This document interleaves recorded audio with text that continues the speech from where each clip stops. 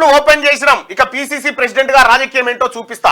CM Revanth Reddy ప్రభుత్వాన్ని పడగొడతామంటే చూస్తూ ఊరుకోం. నిజాం నవాబుకు నకలు కేసీఆర్. 1948 సెప్టెంబర్ 17 లెక్కనే 2023 డిసెంబర్ 3 కూడా. కల్వకుంట్ల ఫ్యామిలీ అవినీతి వేల కోట్లలో ఉంది. పూర్తి స్థాయి నివేదికలు రాగానే చర్యలు తప్పవు. గత ప్రభుత్వం నాటిన గంజాయి మొక్కలను ఏరేస్తున్నాం. ఆర్ఎస్ ప్రవీణ్ కు టీఎస్పీఎస్సీ చైర్మన్ గా ఆఫర్ ఇస్తే పెద్ద బాధ్యత ఉందని తిరస్కరించిండు. కేసీఆర్ తో కలవడంపై ప్రవీణే జవాబు చెప్పాలని వ్యాఖ్య. ఇంకా కాంగ్రెస్ లో చేరికల గేట్లు ఓపెన్ చేశామని సీఎం రేవంత్ రెడ్డి అన్నారు. లోక్సభ ఎన్నికల కోడ్ వచ్చిందని ఇక నుంచి తాను పిసిసి ప్రెసిడెంట్ గా తన రాజకీయం ఏమిటో చూపిస్తానని చెప్పారు. కాంగ్రెస్ ప్రభుత్వాన్ని కూలుస్తామని బీఆర్ఎస్ బీజేపీ నేతలు పదే పదే అంటున్నారు. వాళ్ళు ప్రభుత్వాన్ని పడగొడతామంటే చూస్తూ ఊరుకోమని హెచ్చరించారు. తాము అధికారంలోకి వచ్చిన 100 రోజుల్లో ఎలాంటి ఫిరాయింపులకు పాల్పడలేదని, కానీ ఇప్పటి నుంచే తాను రాజకీయం ప్రారంభించానని, తమ పార్టీలోకి పొద్దునే ఓ గేటు తెరిచామని, మొత్తం ఇంకా తెరవలేదని అన్నారు. ఇవాళ ఆదివారం ఒక ఎంపీ ఎమ్మెల్యేకు గేటు ఓపెన్ చేసినాం, వాటిని మూసేసేది ఏముంటది, అవతల ఖాళీ అయినాక మూసినా తెరిచినా ఒకటే కదా అని ఆయన వ్యాఖ్యానించారు.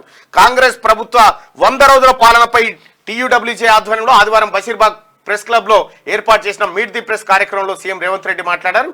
నిజాం నవాబుకు కేసీఆర్ నకలు అని విమర్శించారు. నకలు కాదు, మొత్తం 7 నిజాంలను రోట్లేసి దంచితే వెళ్ళినోడు ఒక్కడు కేసీఆర్. కాక్టైల్ చేస్తే మేము గృహజ్యోతి కింద పేదలకు 0 బిల్లులు ఇస్తుంటే గత పాలనలోని గంజాయి మొక్కలు బయటపడుతున్నాయి. ఇవి ఇంకా వాసనలు వెదజల్లుతూనే ఉన్నాయి. తెలంగాణ ఎలక్ట్రిసిటీ రెగ్యులేషన్ కమిషన్ నుంచి ఒక నోటీస్ వచ్చింది. ముందుగాల సబ్సిడీని సంస్థలకు కట్టిన తర్వాతనే 0 బిల్లులు ఇవ్వాలని అందులో ఉంది. ఆ మేధావి కమిషన్ చైర్మన్ తన్నీరు రంగారావుకి నేను చెప్పదలుచుకున్నా, గత బీఆర్ఎస్ సర్కార్ విద్యుత్ సంస్థలకు 40,000 కోట్లు బాకీ పెట్టి ఉచిత కరెంటు పేరిట గొప్పలు చెప్తే ఎందుకు స్పందించలే? నీ ఇంటి పేరు తన్నీరు ఉన్నంత మాత్రాన పన్నీర్ అనుకుంటున్నామేమో. తెలివితేటలు మానుకో. ఈ గంజాయి కలుపు మొక్కలను పీకే పనిలో ఉన్నాం. కుట్రదారులు ఫామ్ హౌస్ లో ఉండి కనుసైగలు చేస్తుంటే కొంతమంది తెలివితేటలు ప్రదర్శిస్తున్నారు. వాళ్ళు అడ్డుపడినా మేము పేదలకు 0 బిల్లులు అమలు చేస్తామని చెప్పి ఈయన ఎవరు?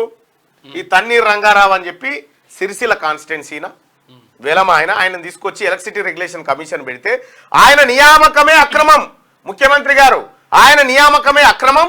నేను ఏది ఎలక్ట్రిసిటీ రెగ్యులేషన్ కమిషన్ ముంగట తెలంగాణ ప్రజల తరఫున వాదనలు వినిపించడానికి పోయినా స్వయంగా నేనే మాట్లాడినా.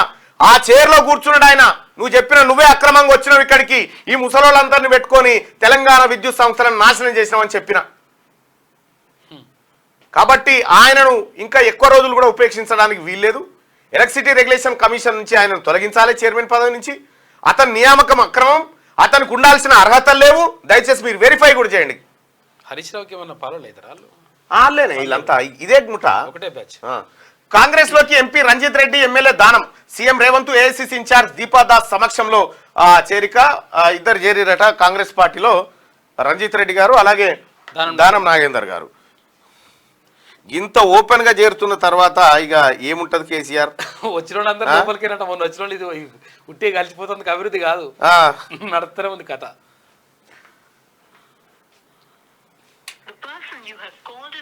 మాట్లాడుతున్నాడు రంజిత్ అన్న.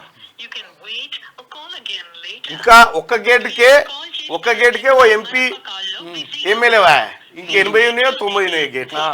ఆ గేట్లు ఎన్ని ఉన్నాయో ప్రాజెక్టు